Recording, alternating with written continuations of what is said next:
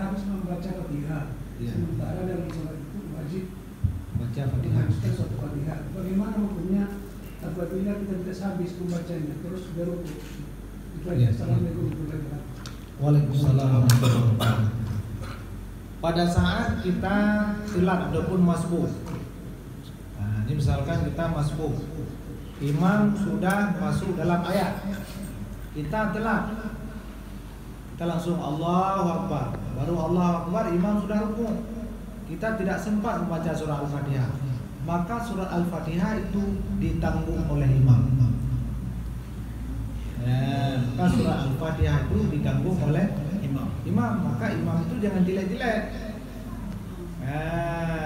Mesti imam itu yang memang fasahahnya bagus, nggak mesti suaranya bagus, fasahahnya bagus, walaupun tidak sefasih Sayyidina Umar.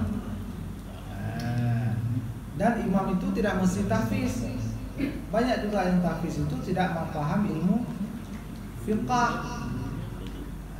Maka kalau dalam syarat-syarat imam itu bila ada dua, satu hafiz, satu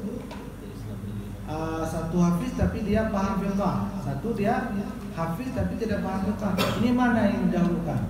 Hafiz yang paham ilmu fiqh. Jadi seperti itu. Jadi kembali ke pertanyaan tadi, bagaimana kalau sempat makmum ini tidak sempat membaca surah Al-Fatihah karena dia telat ambil wudu. Saat dia ambil wudu, imam tiba-tiba sudah masuk dalam ayat. Pada saat dia takbir, imam sudah rukuk, dia tidak sempat membaca Fatihah. Maka jawabannya Fatihah itu ditanggung oleh imam. Subhanallah, bagus sekali.